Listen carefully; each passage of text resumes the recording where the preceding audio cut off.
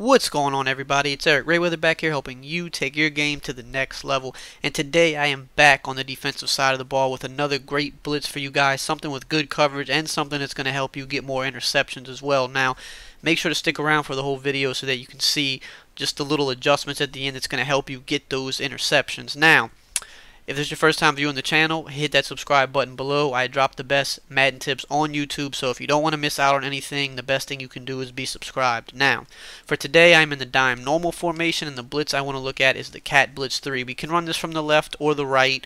For this video, I'm just going to run it from the right side, but it works from both sides, so you can switch it up. Now, some may be thinking, well, if you're blitzing from the outside, how fast can it be? But you'll be surprised how fast this gets in, especially with a fast cornerback out there. And it's not something that your opponent's typically going to expect because most people don't blitz from the far outside. And by the time they notice the blitz is coming in, they're going to panic. They're going to throw bad passes. It's going to be too late. And we're still going to have good coverage on the field, so most things aren't going to be immediately open anyway, so you have time to get in there. Now, the setup is easy. I just like to base the line, press, take this defensive tackle that's in a contain. I like to drop him in a deep blue, but you can put him in whatever. I just like a deep blue. And then I just want to move this purple linebacker over a little bit just so that he can shoot to the outside a little quicker and get to where he needs to be. And then you can use the free safety, or you can use the defensive end in the yellow, whichever you prefer. Now I'm going to block the running back on this play to show you that even with the running back blocked, this is still going to get in there pretty quick. And as you can see, nothing's really immediately open. And by the time it gets in there, by the time you notice that he's coming in, at that point it's really too late. Most people are going to panic and force throws. I'm going to block the running back again and show you, from coming from the outside, this gets in there pretty darn quick. And like you can see, not much is really immediately open now. Something I know some people are thinking is, well, there's no zone on that far outside, so surely you can just fade that B wide receiver and just quick pass that all day, but you can't, because this strong safety, his deep blue zone is angled. It's not a regular deep zone, so he's going to attack that wide receiver pretty aggressively, and I'm going to show you that right now, because I already know that's what some people are thinking. Oh, just put him on a fade and throw it quick.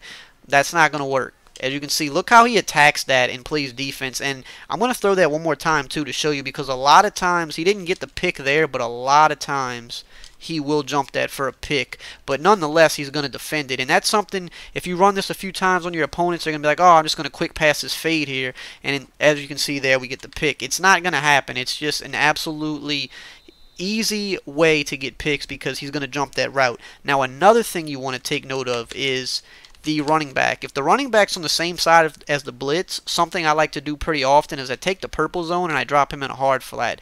I do this because we don't necessarily need the purple there, because that strong safety is going to attack that outside wide receiver anyway.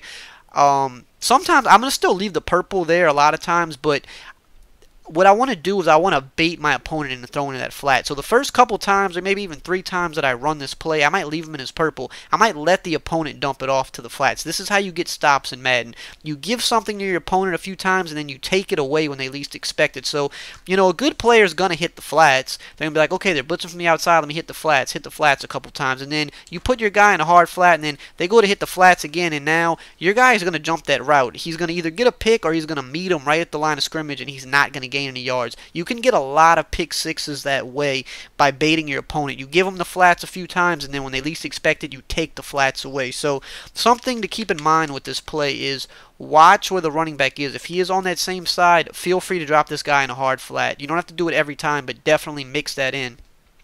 And this is not an every down defense by any means, so this is something that you want to run in passing situations, or something to just throw in as a change of pace. On 3rd downs and 4th downs where they have to pass, this is something great to throw in there.